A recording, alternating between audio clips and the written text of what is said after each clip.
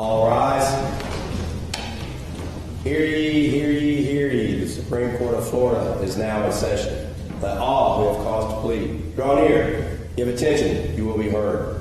God save these United States, the great state of Florida, and this honorable court.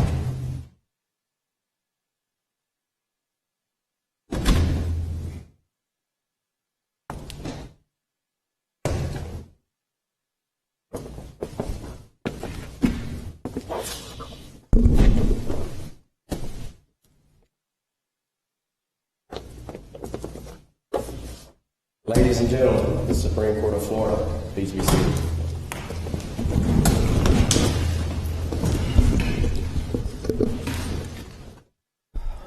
Good morning. Welcome to the Florida Supreme Court. Our first case today is Trace Elements versus McKenson, number 2024-1274. Thank you very much, Mr. Chief Justice and members of the court. May it please the court, my name is Andrew Harris on behalf of Trace Elements. I think just for pronunciation, I think it's the Mackensons. Oh, no, I'm sorry about that. My apologies. That's okay. We are here today with what is a very straightforward question. Proposals for settlement, demands for judgment, offers of settlement, the terms are all interchangeable. But there's one rule which is very fundamental, which is when you have multiple parties serving an offer, which is what happened here at the Mackensons, the question presented, do you have to allocate amounts, apportioned amounts, to each of the parties serving the offer? So I'm sorry to interrupt you. So obviously you have a strong case as far as just the fact that our, even when several justices in the opinions kind of grind their teeth and talk about how, the lines in our precedents where it says, even when no logical apportionment can be made, we still want there to be one. Can you explain just the mechanics here? I know you suggested in your brief that just saying 5,000, or something like that, but how are the logistics on that supposed to work?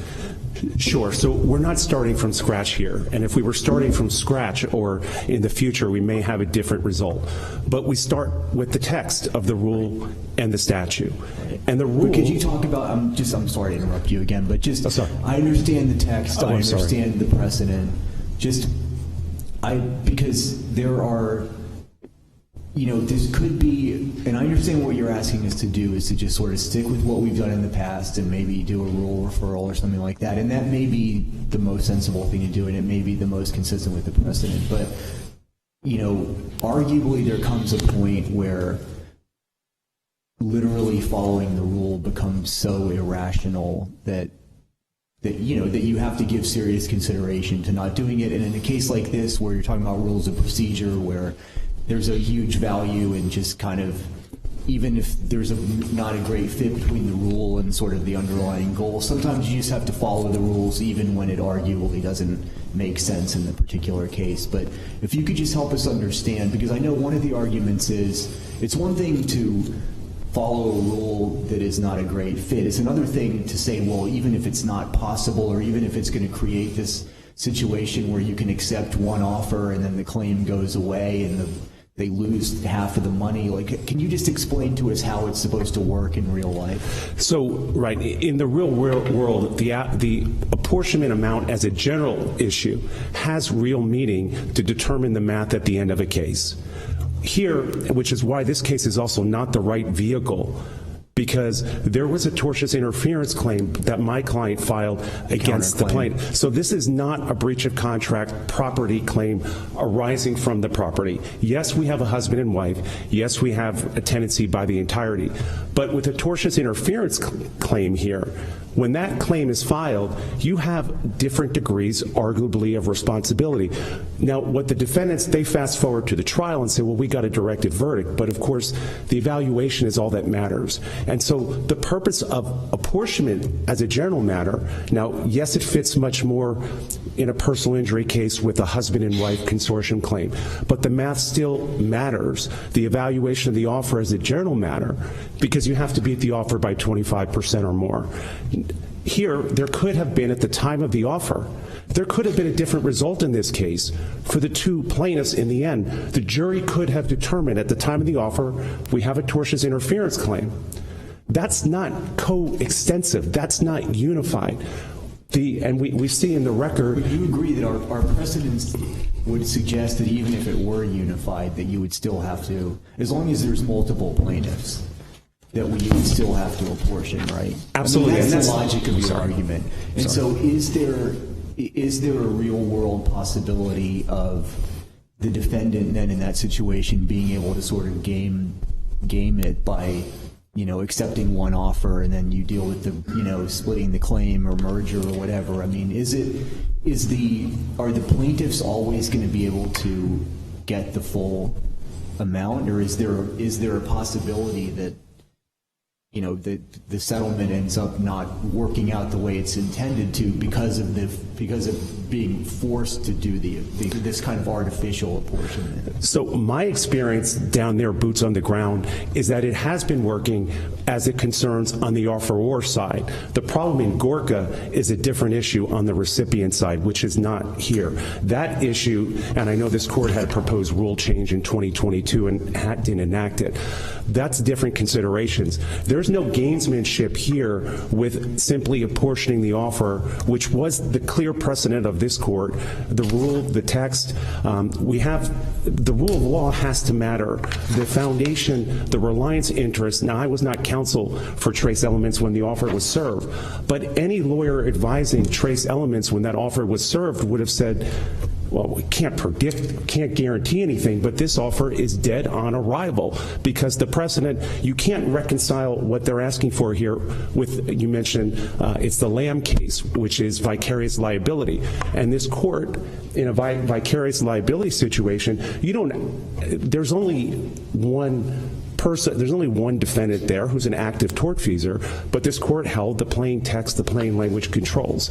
So you can't have a different outcome in the vicarious liability situation than you have here, even if this had been a pure property title insurance case, which was not. And so you can't reconcile the outcomes of this court time and time again, going back Hinkson, Willis Shaw, Lamb, Autofred, Pratt, and even Gorka itself. The full line of cases makes very clear that the offer here was dead on arrival. So I think you touched on this briefly by explaining it as dead on arrival, but what effect did this actually have on Trace Elements' decision in their settlement? So if I had been there, it didn't have any, the evaluation is, we as an attorney, when you receive an offer, we're entitled to evaluate the offer and say, you don't have the jeopardy here of fees. You can pursue your claim.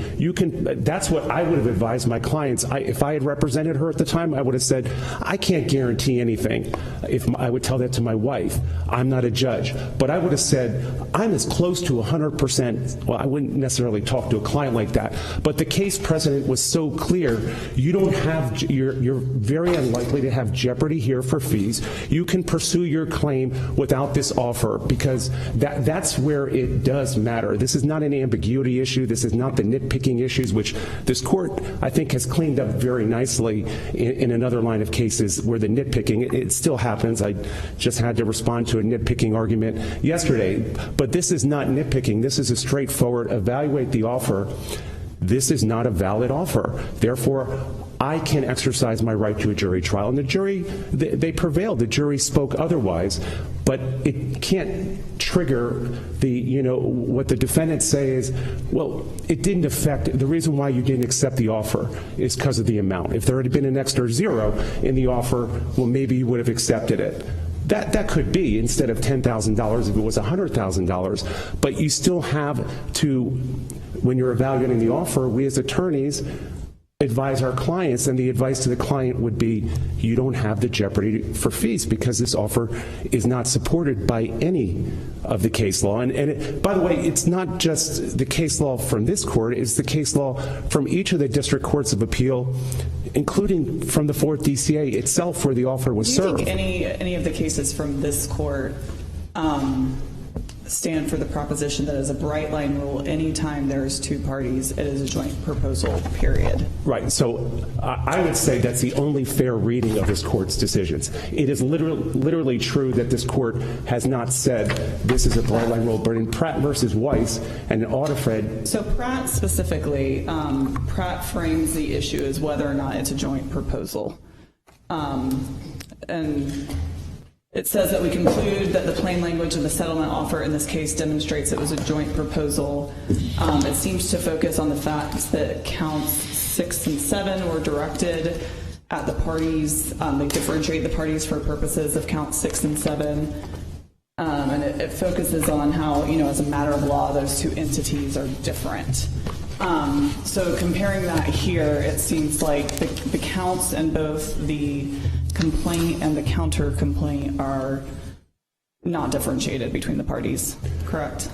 I have to respectfully disagree because of the tortious interference claim there. By definition, one spouse could have tortiously interfered the allegations. That doesn't necessarily present a united defense by the husband and wife. Yeah, but in terms of the complaint, it doesn't differentiate for purposes of tortious interference. That's accurate. Correct? The complaint. What did the verdict form look like? Did the verdict form differentiate between the parties at all? The verdict form did not. Now, there was a directed verdict granted on tortious interference, but it did not differentiate between the two parties. But the evidence could have developed had that claim not been granted a directed verdict.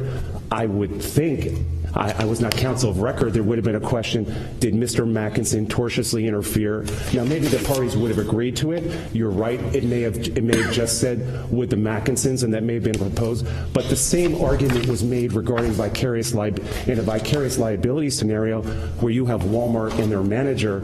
No verdict says where you just have vicarious liability against Walmart. The verdict form doesn't say did Walmart breach a duty. It said, or it would say did Walmart through its manager or did the manager? And this court fundamentally rejected the notion that the difficulty in apportionment was a reason to somehow create an exception to the rule. So this court didn't use the phrase bright line, but this court liberally quoted from the underlying 4th DCA case and the line of cases which had characterized it as a bright line rule from this court. And I think that's the only fair reading. We go back to, now it's not a basis for conflict review, of course, but the grand decision from the 4th DCA on rehearing.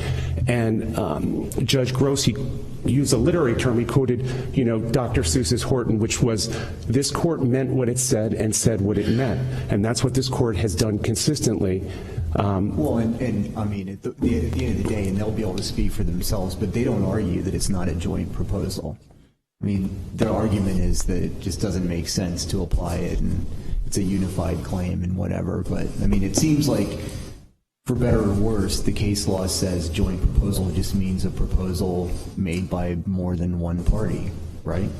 Correct. Now, this court... sorry. Go ahead. I was going to say, but to my point of whether this court can consider a perspective change, this court did that with Lamb. 8 years later, this court amended Rule 1.442, the C4 exception now. So there's now, if you solely allege vicarious, constructive, technical, derivative liability, now in the Walmart property manager example, if you solely sue Walmart for vicarious, you don't have to allocate. It's one amount of money. So this court did that with the rule change, and our legislature has done so in the property insurance scenario in 2022 with the amendment to subsection 6. Now, if you have a property insurance case and you have an insurance company can serve a valid offer to multiple homeowners, presumably spouses, TBE. So the legislature has the full authority, and they've done so. This court, amended C4. This court proposed a Gorka fix. Gorka is still an issue. So there's plenty of opportunities going forward prospectively for, assuming this court has the constitutional authority. I know that came up in a comment that I was a part of in 2022. The legislature certainly has the authority to make any substantive changes to the statute at any time, which they did in subsection 6. And so whether it's sensible, whether it's workable, which I submit it is, but in this particular case, it was the opposite of nonsensical for the recipient of the offer to rely on the case law from this court, to rely on the statutory text, which this court, incidentally, it's if I can touch on briefly, the new argument which has been presented for the first time by my distinguished colleague in this court, which is the Kuhajida concept. In Kuhajida, Justice Kennedy is not here with his years of service to the court, obviously going to another venture, but Justice Kennedy in Kuhajida, the concept of the procedural tail wagging the dog. And so what happened in Kuhajida is there was a provision in the rules which said you have to state whether you have attorney's fees are included and whether there's a claim for fees. In that particular case, there was no claim pled for fees. And so the question this court had to resolve is a offer invalid when it failed to comply with the attorney's fees? And this court said, no, we're not going to let the procedural rule trump the statute, where the statute has nothing whatsoever regarding fees. And what Justice Kennedy said is it was totally irrelevant in that scenario. This is the new argument which my friend on the other side is raising. It's waived. You obviously cannot present a new argument. You make the argument that Tipsy-Coachman doesn't apply in this court, but I'm not sure there's cases that truly stand for that proposition. Do you think, what is your argument as to the merits of that, assuming that we think Tipsy-Coachman applies here? Sure. Just 10 seconds on Tipsy-Coachman, and then the reason why you're right, it hasn't been definitively answered, but if they couldn't raise the argument in the 4th DCA, which they couldn't because they lost in the trial court found the proposal invalid.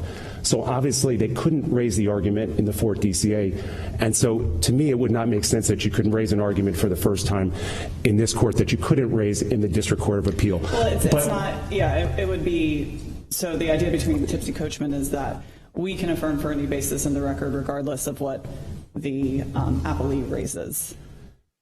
So in other words, we're not bound by the answer brief in a Tipsy-Coachman posture.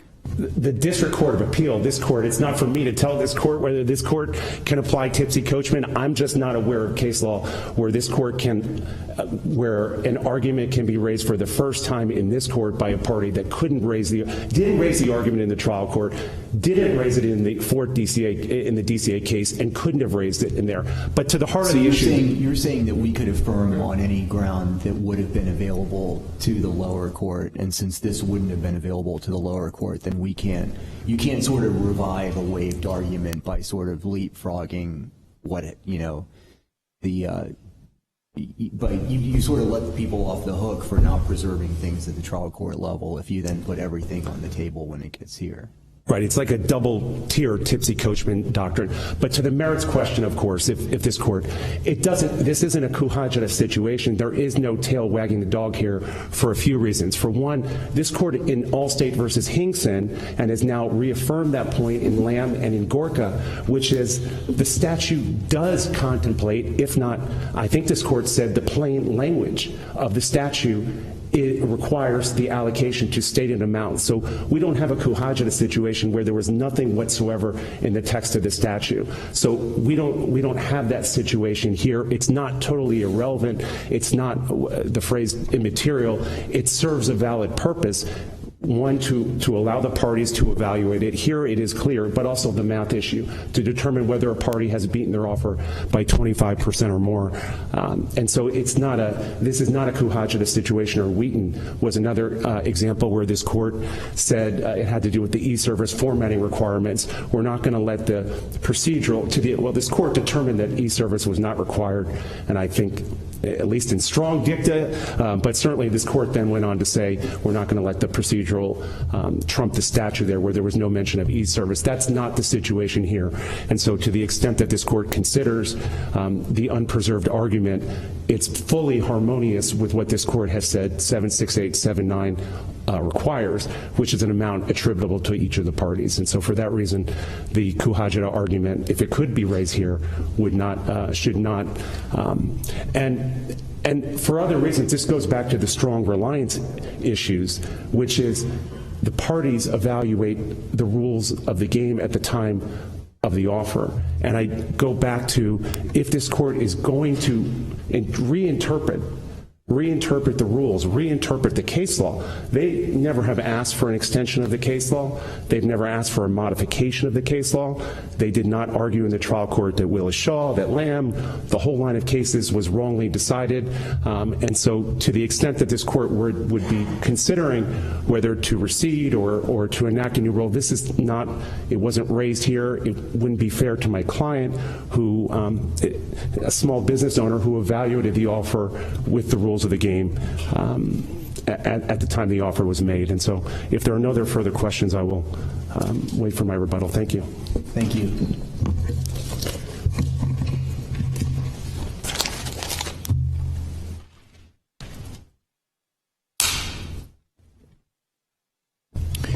May it please the court.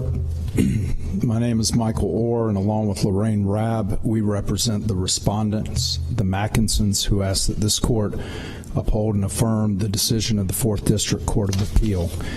I want to start with two of the issues that were just discussed by the court, one being the preservation issue and two being the question posed by Chief Justice Muniz as to how this would work in practice. As to the preservation issue, a careful read of the case law cited in the reply brief shows that the preservation issue relates to just that, preservation of issues, not preservation of authority or preservation of arguments. The issue below before the trial court was whether or not the Mackinsons were entitled to attorney's fees under the rule and the statute. They moved and made the argument based on the language of the rule and the statute. That argument was preserved. There was no requirement that a certain case be cited or a certain argument or sub-argument be made, and I think, again, the case law supports that. And to Justice Sasso's point, this court's very well aware that the review here is de novo. So the 4th DCA could be right for one reason, but this court could find that it's right for 5 other reasons, and that's certainly within the purview of this court. So the issue was preserved. But more importantly, as to Chief Justice Muniz's question, how would this operate? All of the case law that the petitioner relies on here from this court, a careful read shows they were separate and distinct claims. Not the vicarious liability thing. That's true, Your Honor. And in that case in Lamb, in that 4-3 decision, in the concurring opinions, all the justices noted that nobody liked it. Everyone thought it was stupid. That's true. But they did it anyway, and then they changed the rule. That's true, Your Honor. And so we have precedent on what the rule means, and then we also have precedent on following the rule, even in cases where it seems crazy because of whatever, there's always a possibility that the benefits of just following the rules in cases like this with procedural rules where you want certainty and whatever, sometimes you bite the bullet and you follow the rule. So there's kind of there's 2 layers of precedent in that sense. There is, Your Honor, and I think when examining this specific issue in this opinion, the court should absolutely look to the facts of those cases and the rationale and the reasoning as to why the court would still want to have it separated, perhaps in some of the vicarious liability cases. But here, there are no separate and distinct claims, and I disagree with counsel on the point of what's in the record and what decisions were made. The record reflects on page 6-7 that a notice of rejection was actually filed by the petitioner, Trace Elements, as it relates to this notice of proposal and this proposal. The notice of rejection that was filed and is in the record reflects that they rejected the proposal because they claimed they didn't have enough discovery at the time, but they never filed a motion in the court to ask for more time for discovery. So at no point when they rejected this offer was there some indication, as has been suggested today, that counsel was relying on a particular rule or counsel thought it was ambiguous or... Well, that would be kind of an odd thing to tell opposing counsel, would it not? It'd be kind of odd to say, well, your proposal is wrong and against precedent, so we're going to reject it for that reason. But certainly they could have advised to the client that they thought precedent was against the form of that proposal. I don't think they would announce that. Well, I would say, Your Honor, if the intention of the statute is to resolve cases and force settlement, and so if parties are making good faith offers and the other side says, well, this offer may be something I want to accept, I might want to resolve this case, but they're confused about the proposal itself because some portion of it is ambiguous.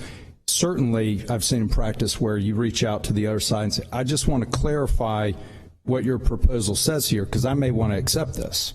And so we do see that. You want us to abolish the got you. That's what this is really preventing, Justice Labarga, is the gamesmanship issue. And it goes back to the initial question, which we believe is the threshold question, and it comes up in the case law. How would the trial court have applied an apportioned offer in this case? If it was $5,000, there's one line on the verdict form. If the verdict comes back at $7,000, does each plaintiff now get a win and attorney's fees because their individual apportioned $5,000 was met because it was more than $25,000?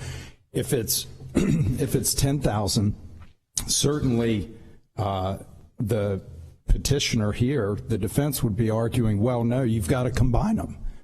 But the statute doesn't address that, and neither does the rule. What's your response to the argument on the tortious interference that there couldn't be a joint offer on that, and therefore it really is or it couldn't be a singular offer, so therefore it is a joint proposal on a verdict form. You would have, separate liability lines for each of the defendants. Very good question, Your Honor, and I would contend that the record does not support the petitioner's argument on that point because when they filed their counterclaim, they didn't sue Mr. and Ms. Mackinson separately in separate counts. They treated them as one unified party in one count. And so how do you think that would look on a verdict form? It'd be one line item. Did the Mackinsons tortiously interfere with the contract? And there'd be a yes or no for the jury to answer. But of course, there was a directed verdict on that point. And I think the record reflects the arguments on that issue. There wasn't a singling out of one or the other. It was always a joint argument. One thing do I read your argument correctly, though, that it seems like you concede that this was a joint proposal? And the brief it's a great brief, but it's all, this doesn't make sense. It undermines the purpose of the statute and all that, and all those arguments are fine arguments. But I don't see you contesting the premise that it is a joint proposal. The Fourth District Court of Appeal below said that this proposal satisfied C3, and they did refer to it as a joint proposal. One of the reasons, Your Honor, that we keep and have raised in our briefing the Kuhasha and the Wheaton cases where the court has said we're not going to let the tail wag the dog is because Justice Harding in the Hinkson dissent is the only justice I've seen where he raised an issue that goes to this apportionment requirement, and we submit, the court were writing an opinion, the court should address this. Section 1.011 Florida statutes, it's been around for a long time, and it states that in interpreting Florida statutes, the singular includes the plural and the plural includes the singular, vice versa. Justice Harding pointed that out and said that even though the statute was read by the majority to require apportionment because it said each party, it read it in the singular, it never addressed Justice Harding's point that that's not how you interpret the statute. And so I think we brought that up in our brief. I think in addressing this notion that there's an apportionment requirement in the statute, we don't believe there is. Yeah, but you've never argued that the rule is invalid. No, and so I mean, and the rule C3 doesn't say apportion. It says you're required to state the terms and the amounts attributable to each party. Now, this court has interpreted that rule to mean that there needs to be apportionment. But again, in the cases, setting aside the vicarious liability and the Lamb line of cases, which have all been superseded by rule amendment, the cases where the court has said there needs to be apportionment, the court has given very good rationale for that. Not really. I mean, they've basically said this is what we're doing is crazy, but we think that the consequences of not doing this crazy thing are worse than doing the crazy thing. And yes, Your Honor, the facts in those cases, the court has always noted that the claims were separate and distinct. Not in the Lamb thing, not in the joint, not in the vicarious liability.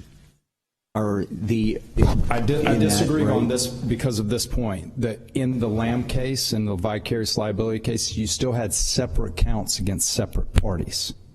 And then what about the one where Kennedy dissented with the, where it was the hospital, or where it's basically the one entity, it was functionally one entity. The MD medical, well, one was a general partner and one was the entity, and they were both alleged to be doing business as the medical now. But even in that case, there were separate causes of action and separate counts against separate parties. So that is the distinction and the interesting point to us. You looked at what the 4th District Court of Appeal did here, and they cited to their old opinion Hall. It's like, well, how are they citing to Hall when you have this line of cases that we're both addressing here? And I think they looked at it and said, well, this is the case we have with a single unified damage. Now, it was the inverse. It was a proposal going the other way from a single entity to two offerees. But the Florida Supreme Court and the case law that both parties have cited do not have this case, factually, a single unified damage claim where the causes of action only reflect causes of action against one entity, a unified party. And so, again, we would ask that this court affirm the 4th District Court of Appeal. We would ask this court to follow its line of reasoning in Cuhaja and in Wheaton. And I would just point out, during that time period, from the year 2000 to 2017, this court was addressing a proposal for settlement case just about every other year, sometimes twice in 1 year, because everyone was arguing over what the rule and statute meant and how it was going to work in practice, how the court was actually, trial courts were actually going to effectuate the purpose of the statute and apply it when it was time to apply it. When this court in Cuhaja and in Wheaton said, we're not going to let the tail wag the dog anymore, and the nitpicking stopped, and we're going to look at the facts of each case and apply the intent of the statute and the plain language of the statute, this court hasn't had to consider one of these proposal for settlement cases and whether it was effective or not since Wheaton. This court should find that the proposal was effective in this case, and in the briefing and today at oral argument, they've been unable to tell this court what was ambiguous or confusing about that proposal. It shouldn't have been done any other way. That's really not their burden, though. I mean, you could imagine, if you think about how should this rule maybe be tweaked, you could imagine a sane world where you kind of say, look, if you have some sort of technical problem with the proposal, you have to tell the other side what the problem is and they have to be able to fix it or whatever. But that's not the rule that we have. Agreed. And we don't think that's required, Your Honor, but we do have a statute, and the statute is clear, and the statute provides the substantive right, and we don't believe that judicial, case law that came out of and addresses the C3 rule can somehow trump the statute. And we believe we've complied with the statute here, and that argument was made to the trial court. And for those reasons, this court should affirm the 4th District Court of Appeal and provide an opinion that in a case involving a single unified claim for damages, a proposal for settlement may be made jointly and unapportioned pursuant to the statute. Thank you, Your Honors. Thank you.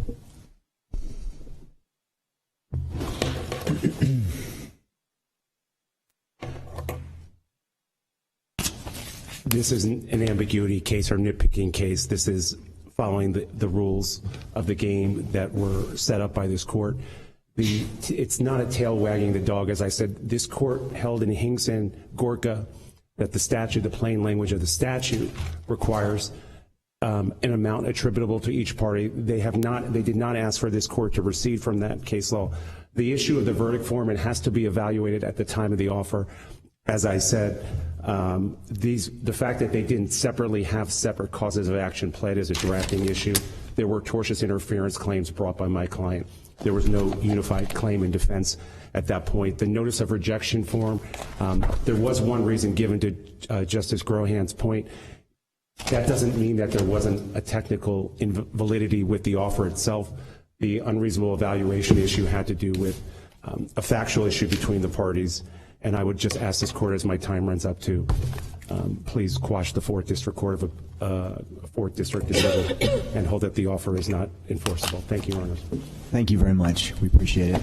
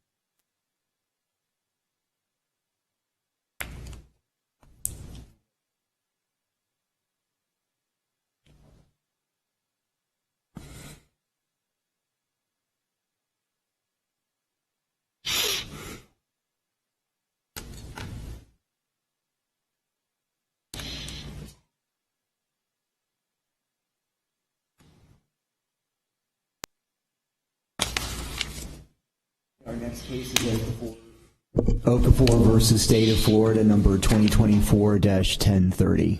Whenever you're ready. May it please the court. Good morning. My name is Diana Johnson, counsel for Besman Okafor. Mr. Chief Judge, Justice, I request 5 minutes for rebuttal. Mr.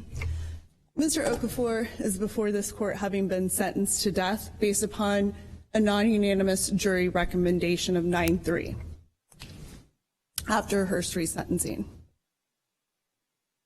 There are many issues that were raised in the brief. However, during our very limited time together today, I would like to address the first 2 issues: the trial court's denial of relevant constitutional mitigation, as well as its affordance of great weight to the non-unanimous jury recommendation. Chief Justice Muniz, you asked in the Jackson OA, do we have to expand our concept of mitigation to allow these life sentences of the co-defendants to be presented to the jury? The answer is a resounding no for several reasons. Can we back up? What specific trial court ruling are you challenging in Claim 1? In Claim 1, the challenge is, 1, the granting of the motion in limine filed by the state. In the 23 resentencing, correct? Yes. And okay. then... Okay, go ahead. And then before the 24 resentencing hearing, Mr. Okafor's trial counsel filed a motion to present additional mitigation based upon the previous granting of the motion in limine of the state. So there was a preservation of this issue. And then what was the ruling on the motion to present additional litigation? That was just a memorandum, correct? No, there was a motion as well as a hearing just before the jury selection. Okay, in the 24 resentencing? Yes, Your Honor. And what was the ruling on that? The ruling was that the life sentences could not be presented to the jury. And so the basis for that motion was to present additional evidence of how the crime occurred? Not how the crime occurred specifically. That information did come in. Mm-hmm. However, it was two-pronged. One, the attorneys wanted to present that both co-defendants, Godfrey and Wallace, were found to have, by their respective juries, to have been in possession of a firearm during the commission of the crimes, which they were found to be convicted of the same crimes as Okafor, including the first-degree murder. Okay, so the trial court ruled on the relevance of admitting that evidence. Yes, as well as that the life sentences of Godfrey and Wallace were not going to go to the jury. That was a specific finding by the court. And the purpose of submitting the life sentences was for that firearm issue? Was for the mitigation. So there are two different requests. Okay. One was, we want to be able to show these jury verdicts that show Wallace and Godfrey were in fact in possession of a firearm during the commission of the offense. The second request was that the life sentences of Godfrey and Wallace be presented to the jury. I'm asking because I'm trying to understand if the argument is just that in any mitigation, regardless of the facts of the crime, that these co-defendants' life sentences should have been admitted, or whether it's a relative culpability argument in the sense that a lot of the case law says equally culpable defendants. Here, I'm trying to understand if it's just co-defendants' life sentence period, or if you concede there's kind of a equal culpability layer on the relevance of the life sentences. So to an extent, I would concede that based upon the Eighth Amendment case law of the United States Supreme Court. We have Parker versus Duggar, which was from 1991 from the United States Supreme Court. That actually reviewed a Florida case, a Duval County, Florida case, where the trial judge entered a order overriding the jury's recommendation of life. So there were 4 co-defendants, 2 of which were sentenced to a lesser sentence and pled to second-degree murder. A third was sentenced to death on both murders, and the 4th, Parker, was sentenced to death by the override on 1 murder. In that instance, in Parker versus Duggar, the United States Supreme Court had to say what factors were mitigating, because the trial court's order overriding the life sentence imposing death did not state what mitigating factors it found. It said that there were no mitigating factors to override the aggravators. However, the United States Supreme Court said, look, there may have been no mitigators that were pursuant to the statute or statutory mitigators, but there were certainly non-statutory mitigators. They found those non-statutory mitigators that were found and that should have been reviewed by this court and the trial court were that Parker had an abusive, alcoholic father, that he loved his children, but most importantly, that the sentences of his co-defendants were less than his, that not all of his co-defendants received death for the same murders. And so in that aspect, yes, there is a culpability issue to it, but even in Parker versus Duggar, the 2 co-defendants who received life sentences were sentenced to a lesser, so it wasn't first-degree murder. So we are looking at culpability in a respect, but that's not the only issue. And here we don't have that culpability issue because the jury had an Edmund Tyson instruction in this case. It found that Mr. Okafor was not the killer. And so that culpability issue, someone murdered. Was it that clear that they found that he was not the killer?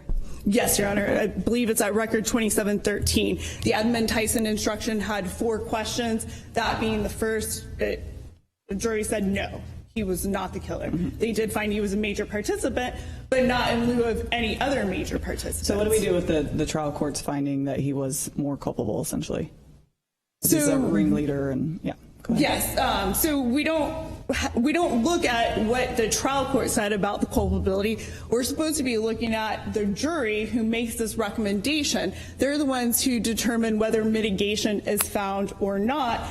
And the United States Supreme Court has stated that this is a jury issue. They determine the culpability of the co-defendants that are all, in this case, they were indicted in the same indictment. All three of them were indicted on the same indictment on first-degree murder. And can I hear? We've had, I think, an important discussion of the sort of merits of this, but can I hear you a little bit on harmless error?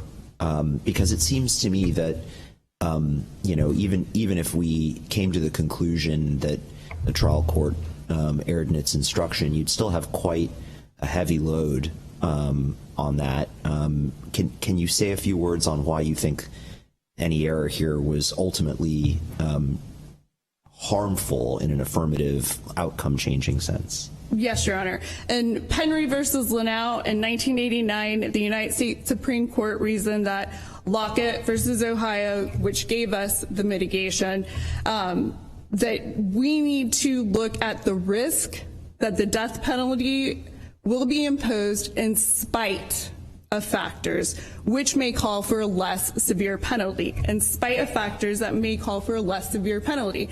That is here. This jury was non-unanimous. There were 3 people that disagreed. Yeah, but that doesn't seem to meaningfully separate this case from a great number of non-unanimous recommendation cases. Indeed, there isn't, I don't think, a constitutional requirement that a jury make any recommendation as to. So I'm still not seeing how this ultimately is outcome determinative in the way that we've held it has to be in order for you to carry your burden with respect to a harmful error showing. Sure, Your Honor. And yes, we do not have to have a jury make these make the ultimate sentencing recommendation. Make any sentencing recommendation. But here in Florida, we have a co-sentencing process.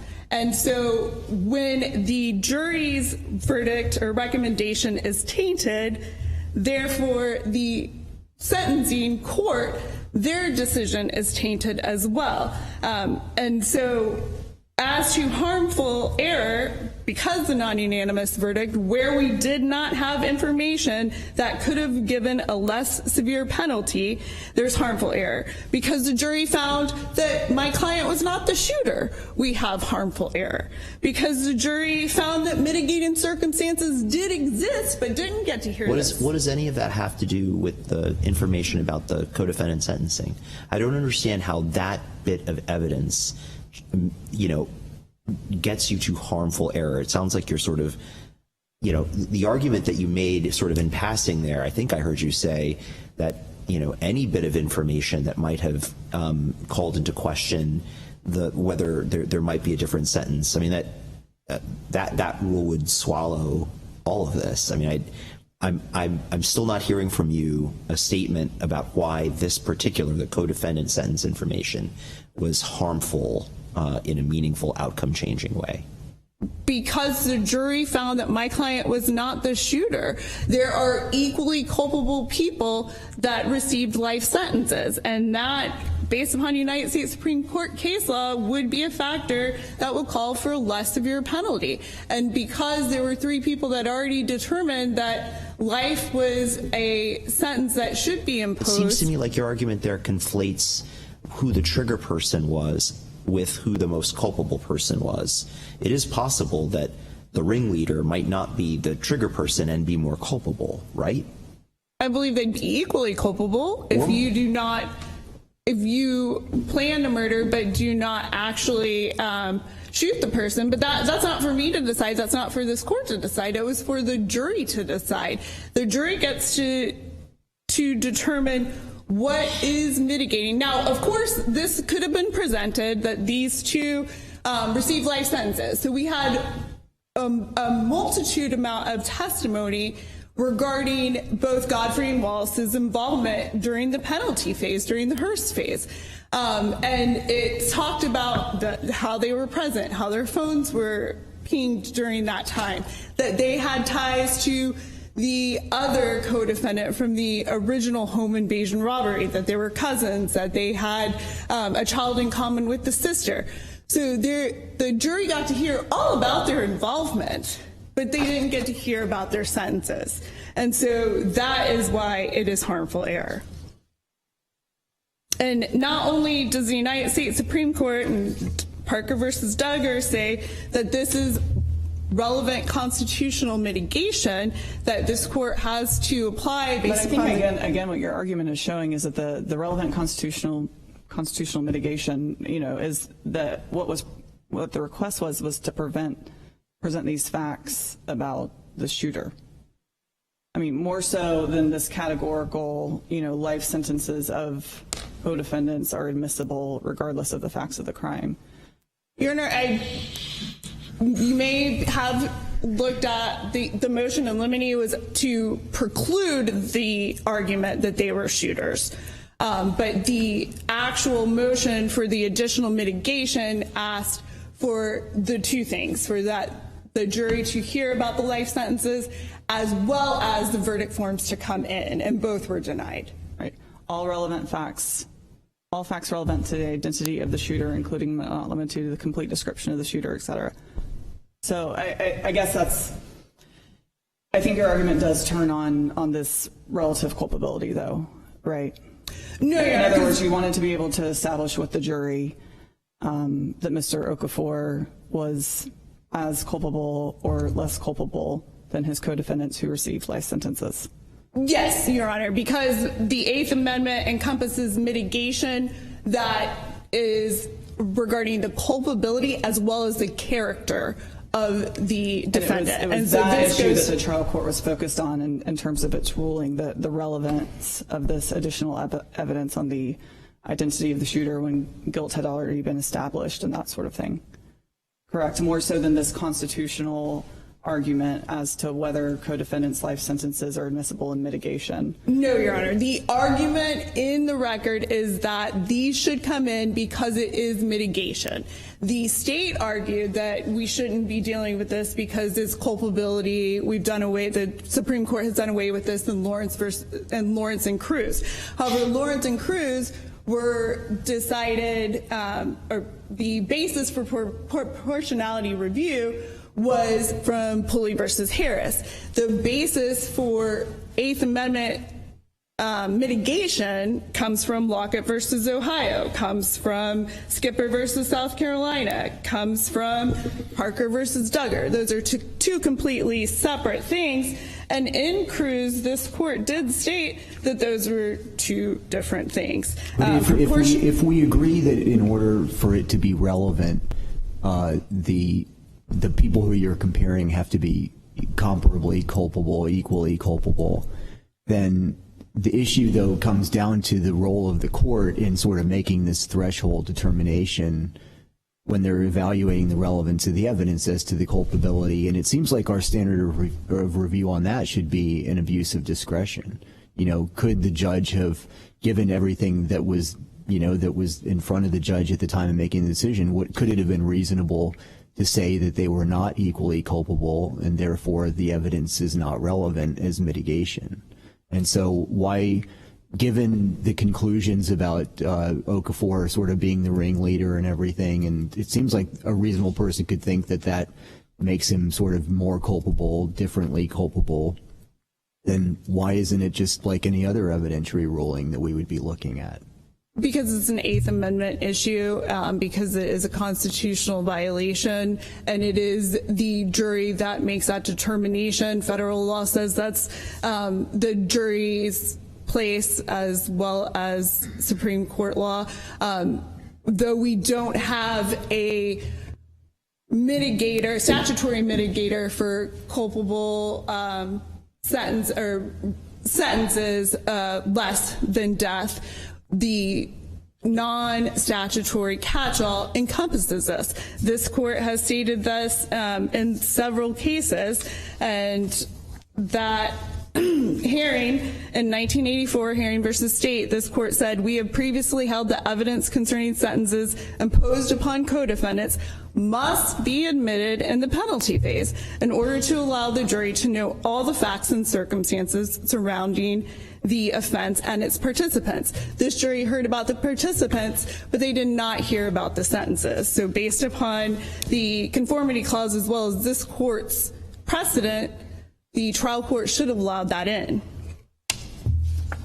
because the statute, as in the second issue, because the statute does not authorize the trial court's giving of great weight, we ask that this court reverse because it was unconstitutional to do so. This was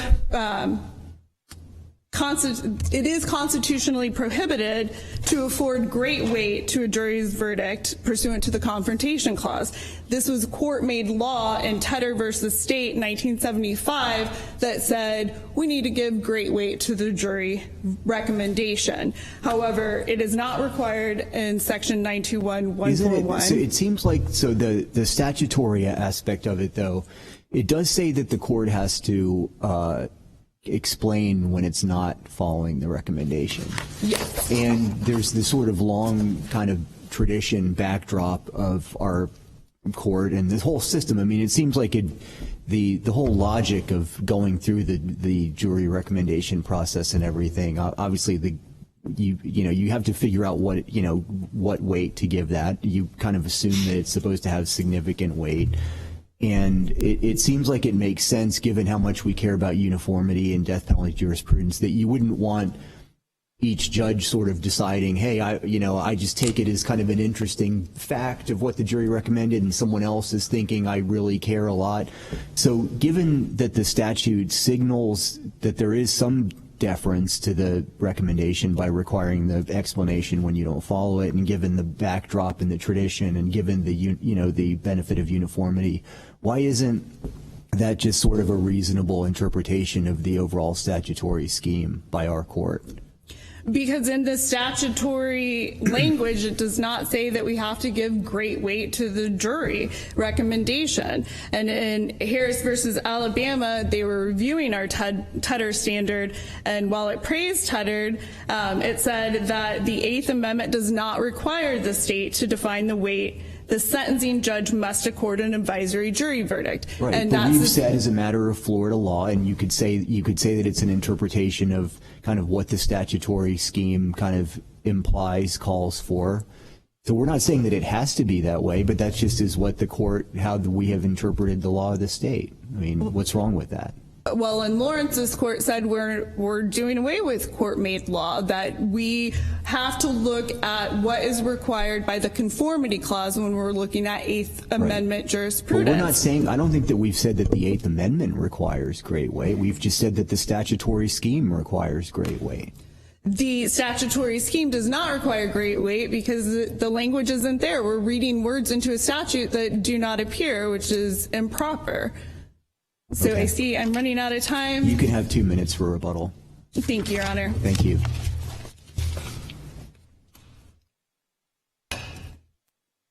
Good morning. Excuse me. Good morning. Jennifer Davis on behalf of the state of Florida. May it please the court.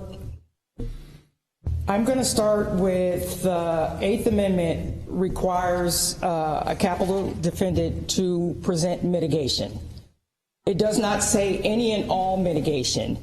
When aggravators and mitigation is presented to the trial court and to the sentencing jury, it is an evidentiary type of a hearing. We do have a co-sentencing system in the state of Florida, and under state Florida law, any aspect, under Lockett v. Ohio, it says any aspect of a defendant's character, record, or circumstances of the crime. And she's asking to have the sentences of the co-defendants let in. The sentence alone has nothing to do with the crime itself. It does not speak to his character. He was allowed to present, and he did present 54 mitigating issues to the court.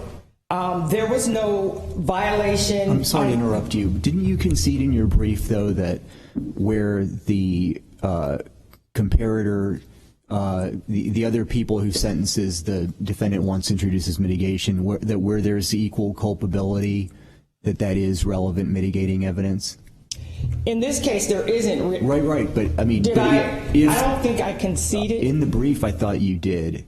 And so if equally culpable people if that's mitigation, then the idea, because I can understand in the abstract how you could say that the sentencing of other people doesn't really have anything to do with the circumstances of the offense, but it seems like if you concede that equally culpable people's sentences are relevant, then that sort of takes that argument off the table. My apologies if that is the interpretation I gave in my brief, but I'm sure if you read the record, this was a highly aggravated case. There were 6 aggravators that were presented to the jury, and they unanimously found 4 aggravators. And so the state does not concede that they were equally culpable. No, I'm not saying you conceded that. I'm just saying you conceded that as a legal principle, that if they had been equally culpable, that would have been proper mitigating evidence, right? Which means if you're saying it's properly mitigating evidence, then you're acknowledging that it does have that the sentences can be within the umbrella of things that are, related to the offense. That's all I'm saying. Yes, because you could say sentences just don't have anything to do with the offense, in which case, who cares who's culpable or not culpable or whatever? They're just not relevant. But it seems like that ship has sailed, at least in terms of what you've conceded in the brief. Whether in this case they were equally culpable or not, you obviously haven't conceded that. Correct, Your Honor. Okay. And in terms of the great weight, although the state, I did not say that they preserved this issue because I did not brief it. The record is clear that they did not preserve this issue of great weight.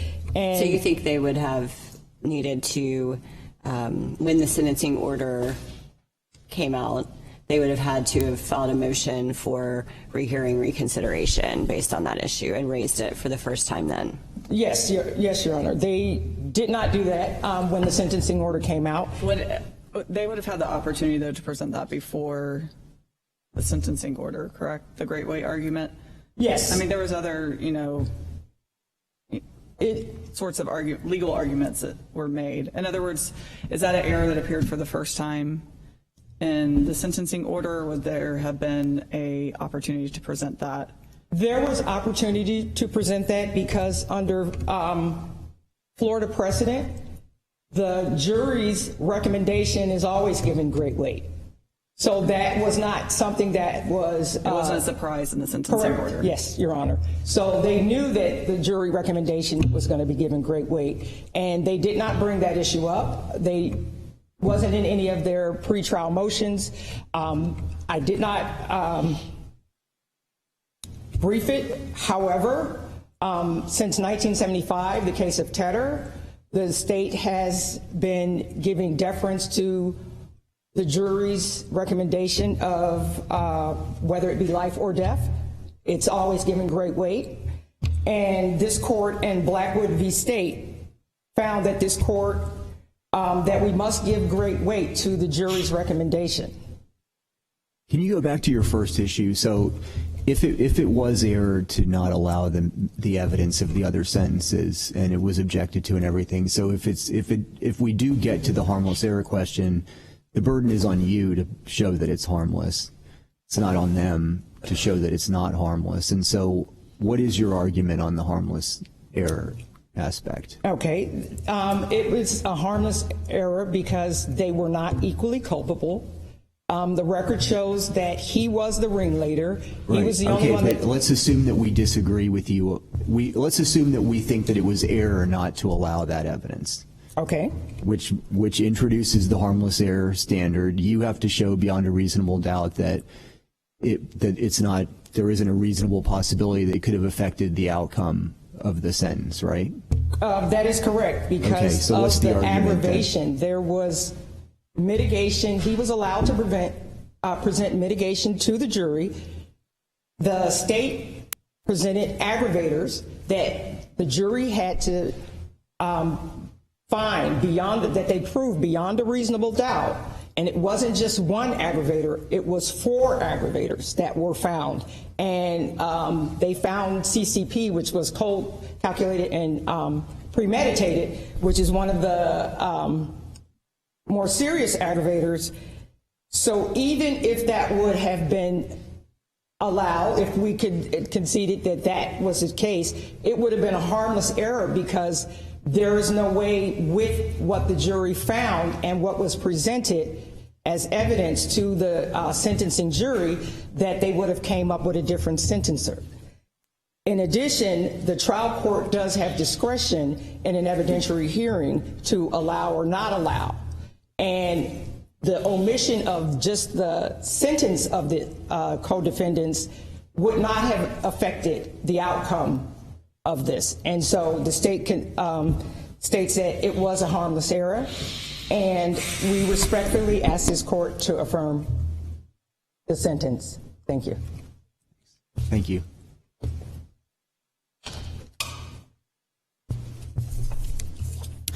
This issue was preserved not in the traditional sense. However, preservation is normally done on a sentencing error in a Rule 3800 motion. Rule 3800B explicitly excludes sentences of death. Moreover, in Sexton versus State just last year, This isn't a sentencing error as we've defined it, though, in 3800B, though. This specific argument, this is a application of law sort of argument, right? Sure. And so, to Your Honor's question, Sexton versus State, just last year, this court rejected the state's argument that a sentencing issue was waived because Sexton did not object during the sentencing hearing.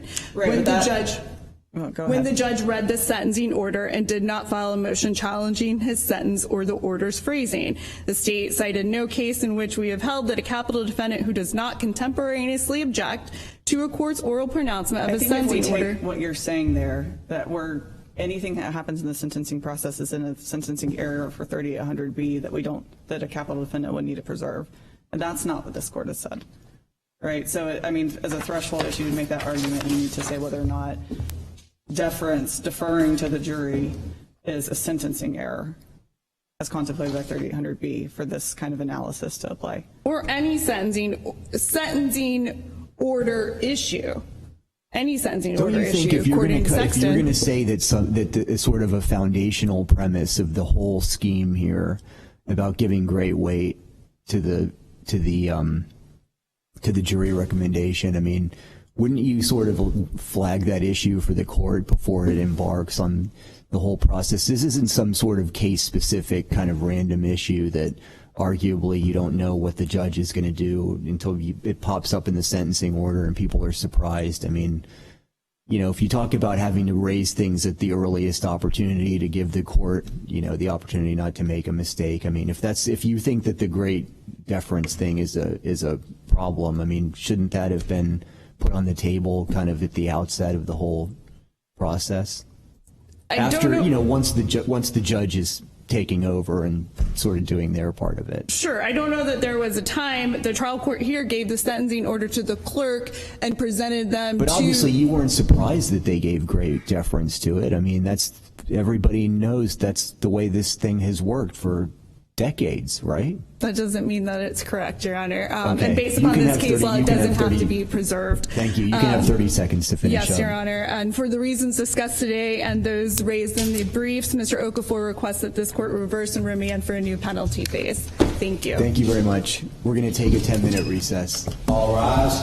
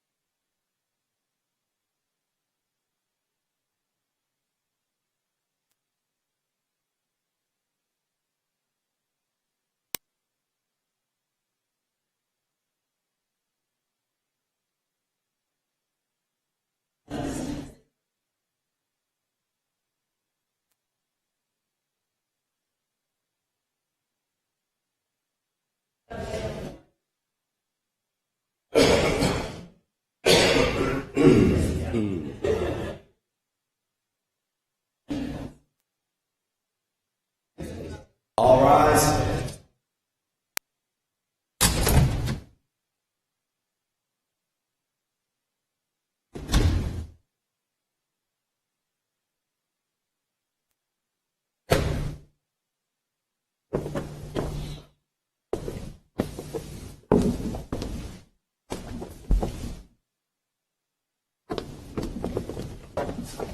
Florida Supreme Court is now in session. Please be seated. Hello again.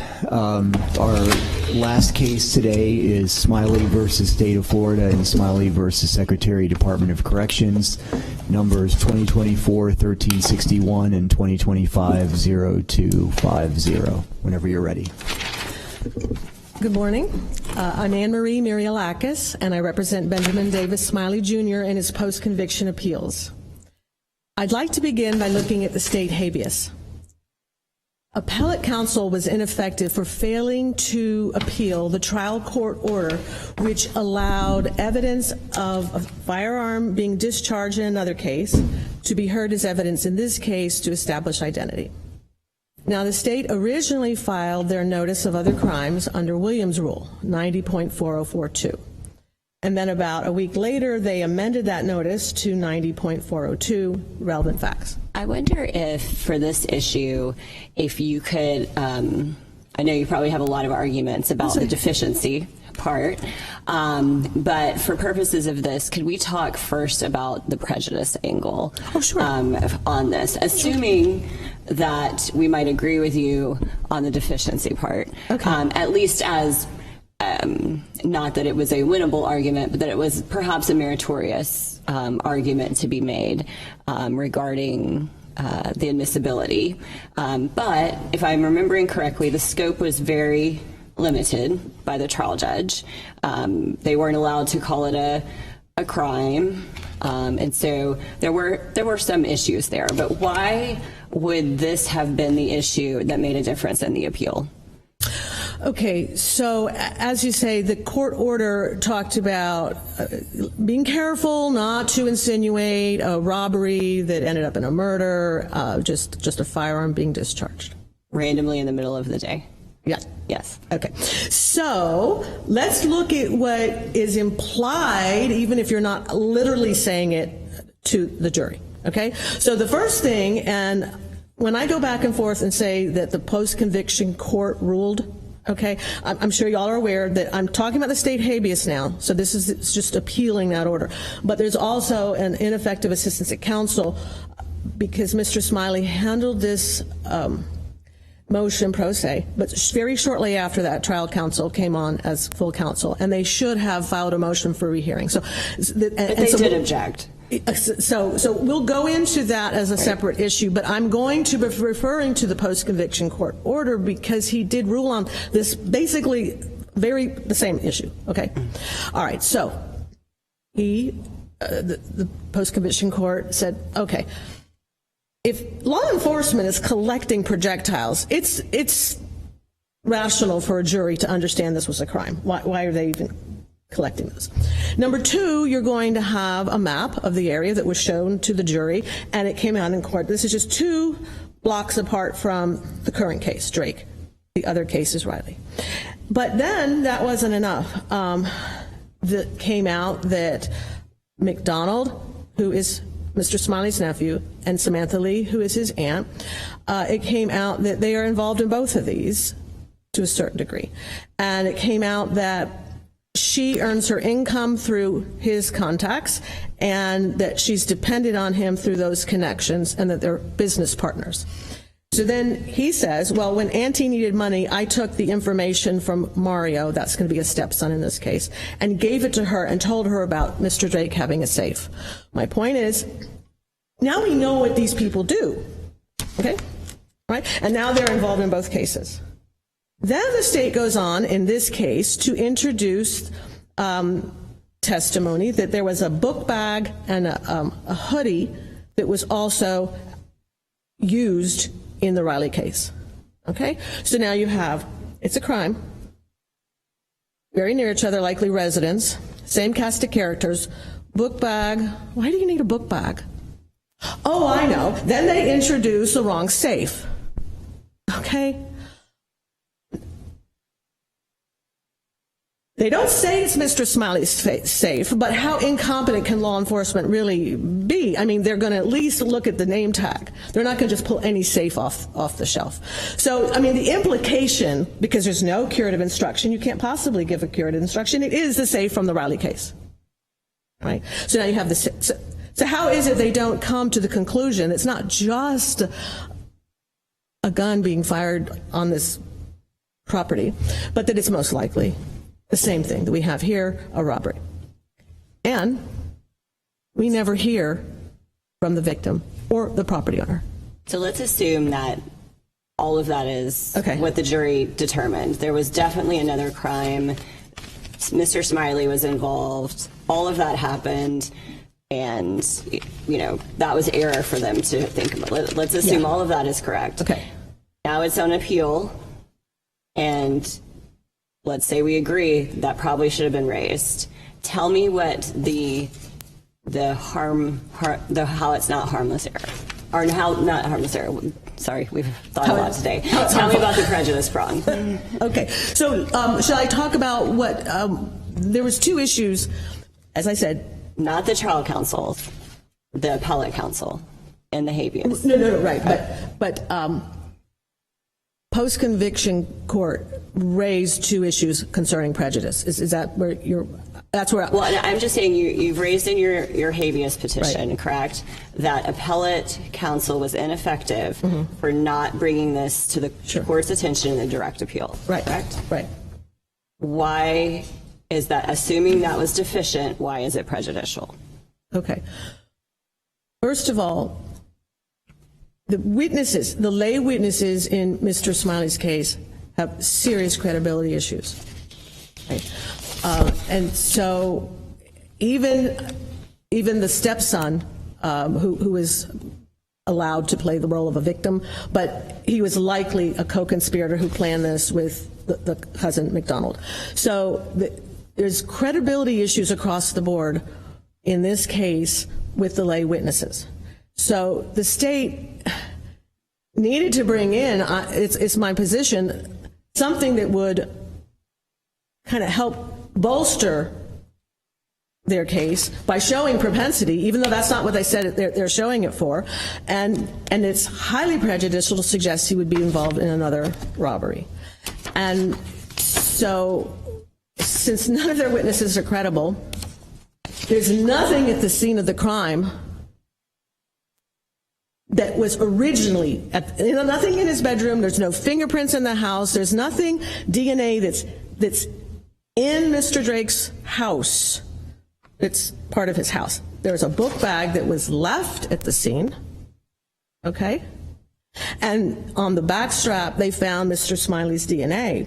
However, 4 other people had DNA left on this book bag. His was the one that they could interpret. So it came out through FDLE that the person who handles it last isn't necessarily the major contributor.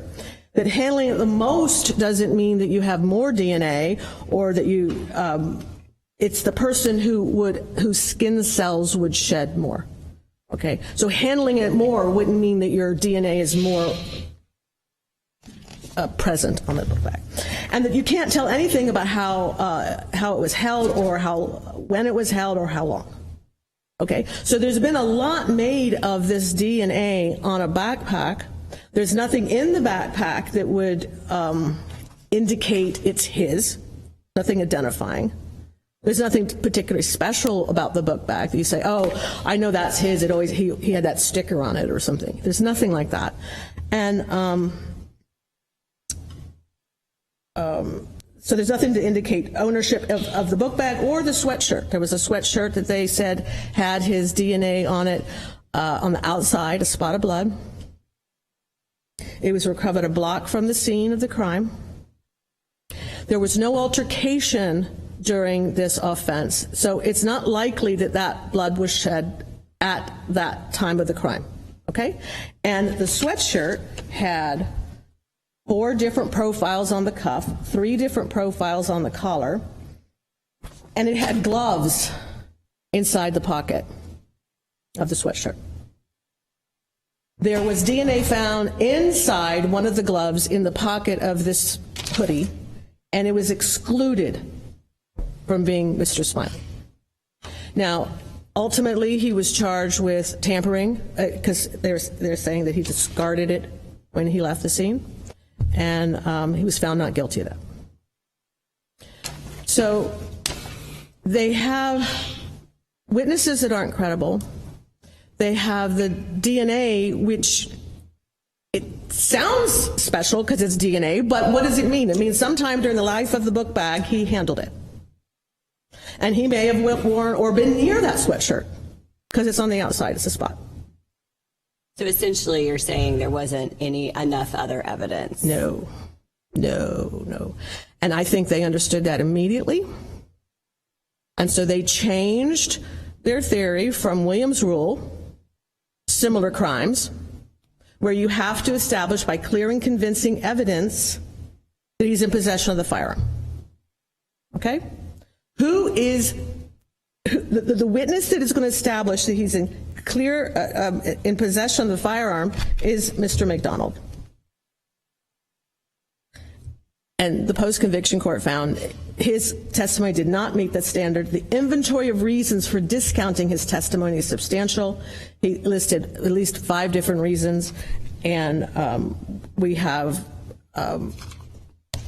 9-time felon, currently incarcerated, had been given immunity to testify, had made prior inconsistent statements, participated in that robbery, participated in the instant case.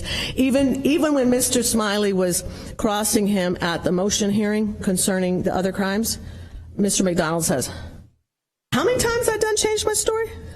So, okay, they're not credible. So the state needs to introduce it as they need to get it in, and they're not going to get it in under Williams rule, so they try to get it in under, well, they do get it in, but they're claiming inextricably intertwined. And these cases are not inextricably intertwined. Okay? There's a clear break between the two crimes. They're 3 weeks apart. There's no indication they're linked or dependent on each other.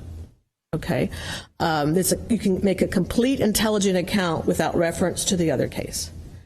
And that's how the post-conviction court ruled. I can go even further into the elements that you'd have to have in right for inexplicably intertwined crimes, and it just doesn't need it. Each crime is complete. You can understand what happened without ever talking about the other crime.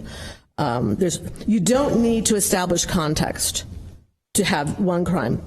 You don't have to have the Riley case to understand the Drake case. The Drake case happened because there was a card game with the stepson Mario, with Mr. McDonald, and he was bragging about his stepfather having a safe. That's what caused the Drake robbery to occur. Likely conspired with the stepsons to do it, but now I'm getting into my my appellate issues. Okay, but so the state has to establish, as you've said, you just talked about harmless error, beyond a reasonable doubt that there's not a reasonable possibility that this caused. Not on the habeas. Okay. They'd have to establish that if it had been appealed. It would have been fundamental error, correct? No, because it wouldn't be fundamental error. It was preserved. Okay, he argued it, and then before it came in. During the trial, before the evidence of the other projectile came in, counsel objected. So this issue was preserved. If it had been appealed, it would have been reviewed for harmless error. Okay? And if it was reviewed for harmless error, we'd have to ask, is there a reasonable possibility that it affected the outcome? And remember, the trial court even said in his order, I mean, if we are insinuating, if we get to where they think this was motivated by a robbery, and the probative value is substantially outweighed by the danger of unfair prejudice. So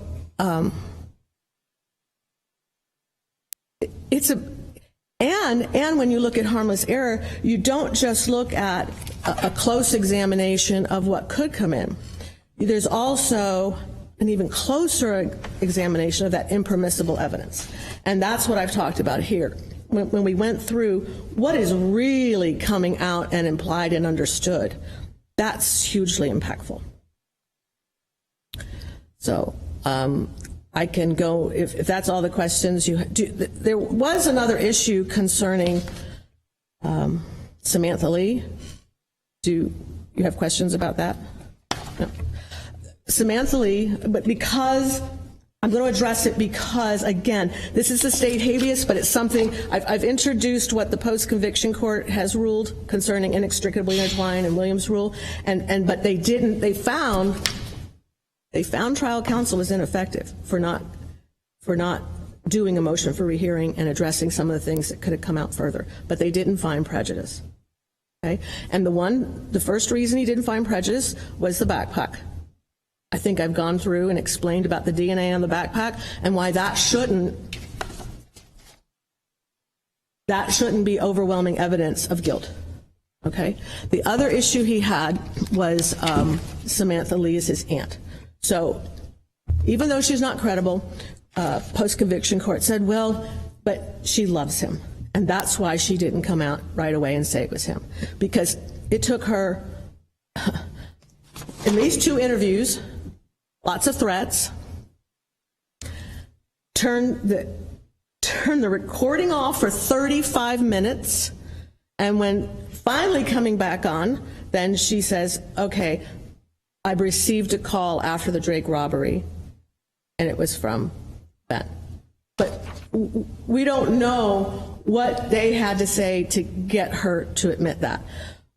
We do know that in trial, she said that law enforcement outlined all the facts they wanted her to say before she said anything. Okay? And and that she was threatened with 15 years prison if she kept telling them a narrative they did not believe. This is on the July 1st interview. Then she did say, okay, so Ben called, but then when she goes to the grand jury, she denies everything. And then she's immediately charged with perjury. She's arrested. She's given a $50,000 bond.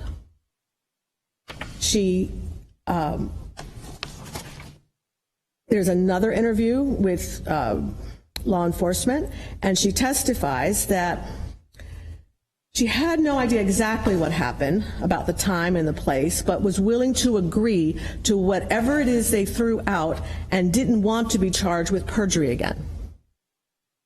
So she's agreeing to their narrative. See, the issue with this case is it happened in 2013, but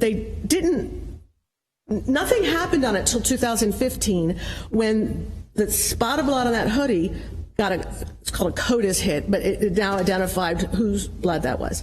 And at that point, they're backing into this case. It's now, they have their suspect, and they did not follow up on evidence and figure out who it could be. They had a name first, and now they're coming to their witnesses and saying, we know what happened, this is what happened, this is what we believe. If you don't say this, you're lying. Okay?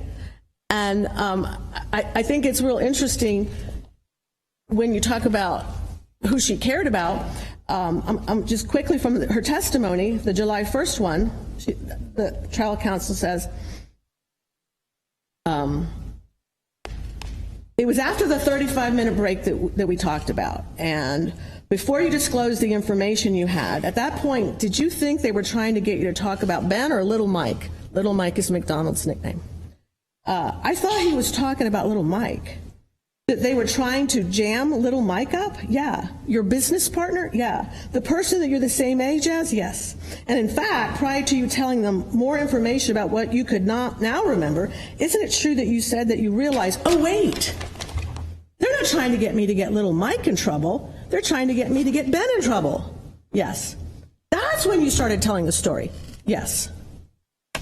But now they have her offering a narrative that she cares so much about him, that's why she didn't say who he was. It's just as likely her caring about him is why she didn't want to say it was him, because it wasn't him. But she's been threatened enough, and at some point, they then hit her with a second, she's trying to bond out, they hit her with a second perjury charge. She has a $100,000 bond. She's not getting out until she plays ball. And they don't promise her what she'll get on the perjury charge, but they tell her it needs to be useful information. So, I only have like 45 seconds, so if I may say, if you have no other questions, I'm going to save the time for rebuttal.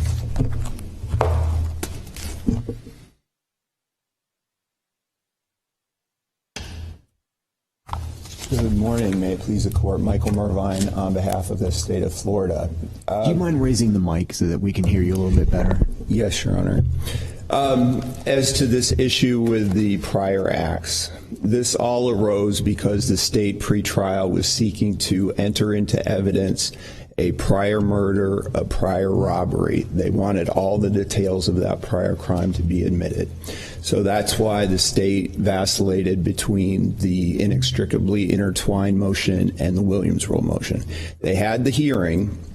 Ultimately, the court limited the testimony which was admissible to the recovery of the projectile, the comparison of the projectiles, and defendant being seen with this gun and admitting to having shot it on March 22nd. So that's what it was limited to. And the trial testimony followed that. The crime examiner testified that she responded to this March 22nd scene, and it was called an accident. She indicated that she recovered it at a residence. There was no indication whether these projectiles were found inside or outside the house. Mr. McDonald, the lay witness, he testified that he observed Mr. Smiley with the firearm, and Mr. Smiley admitted that he had shot that on March 22nd.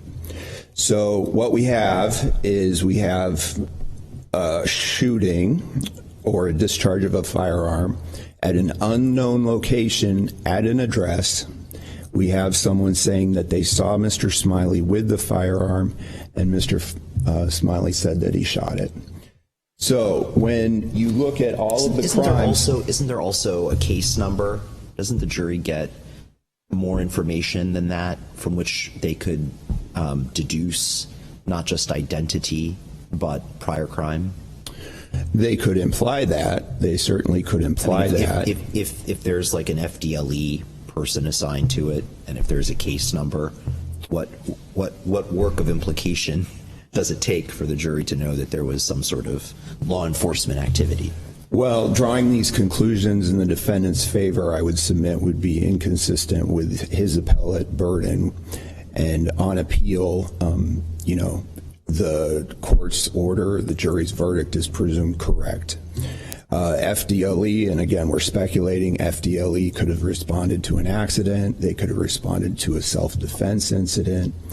And so again, it's speculative that based upon these other things, the jury reached some other conclusion.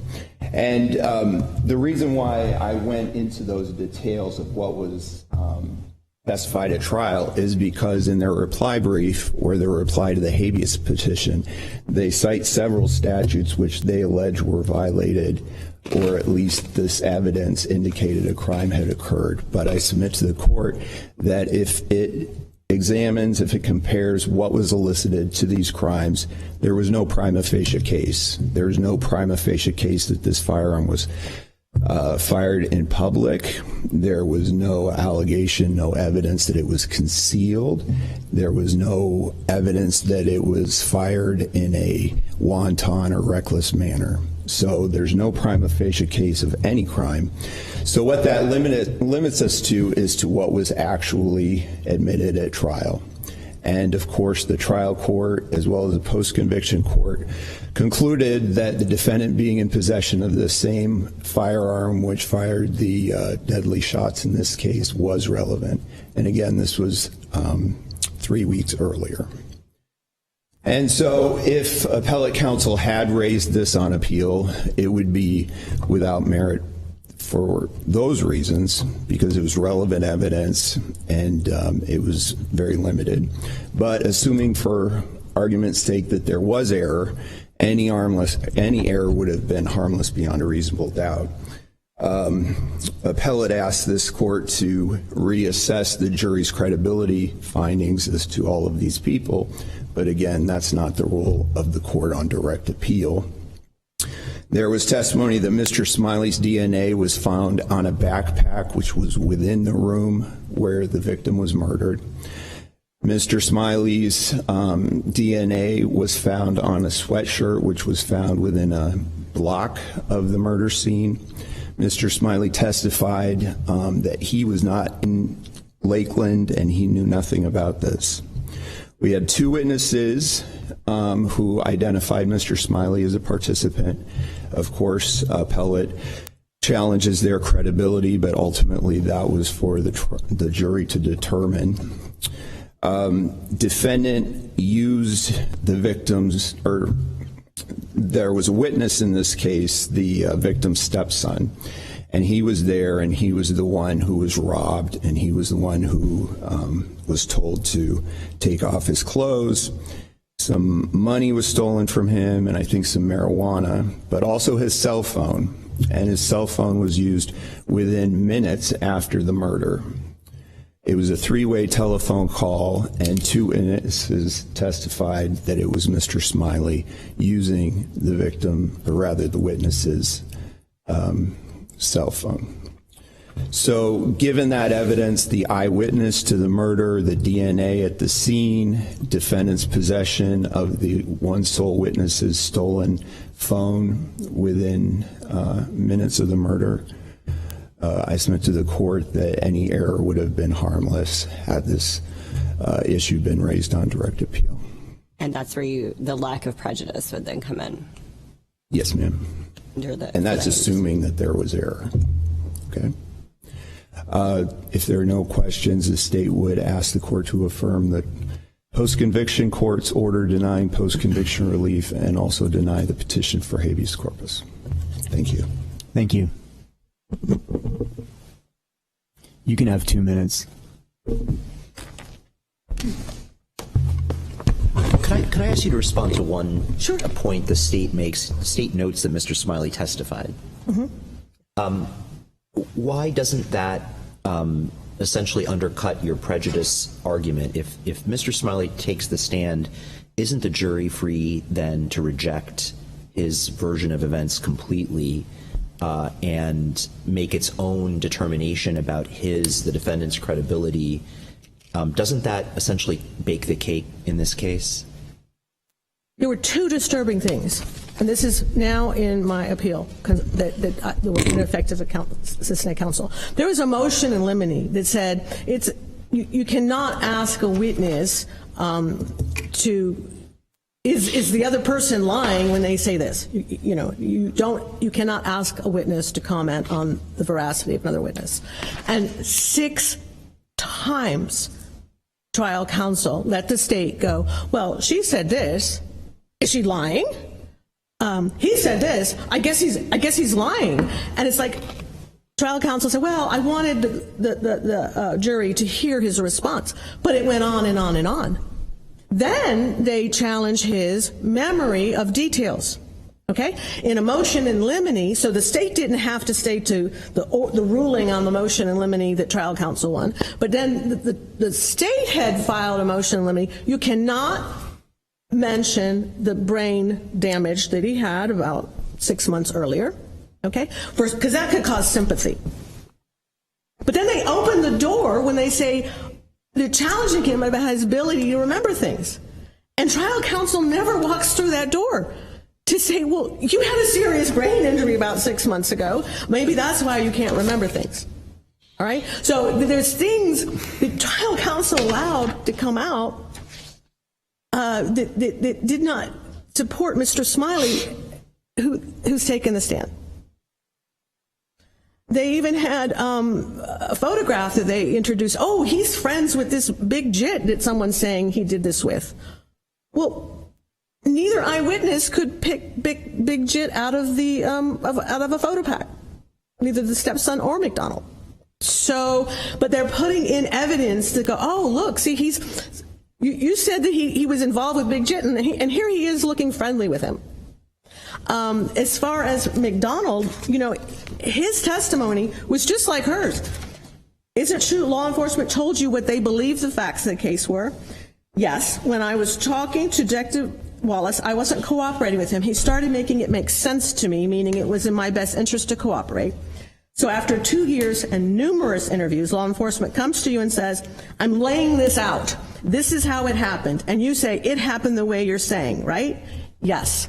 So again, you have them backing into this case, already having a suspect, and then the people who are speaking against Mr. Smiley and naming him are being threatened and told what the narrative is.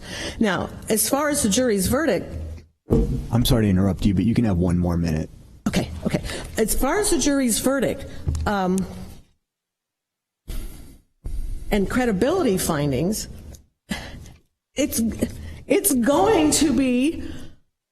That's the point of putting in this other crime, okay? Because then you're going to be adding propensity, and you're going to now overcome issues of credibility and I won't repeat it because I don't have enough time. But this is more than just a shooting when you have the same book bag, the same hoodie, the same cast of characters, and a safe. But look at the verdict. Felony murder, they didn't have to say anything about a firearm. But there was 3 other counts: robbery with a firearm, ag assault with a firearm, burglary of a dwelling with a firearm. If none apply, leave blank. In none of those counts did they check off firearm. So my point is, and this was argued, I'm not trying to create a new claim. They allowed this. I'm not creating a new claim. I'm mentioning this for the point of prejudice. There are cracks in the foundation of this verdict. There's something they're not so comfortable about. They said, okay, thank you very much. Okay, We're adjourned. Take care.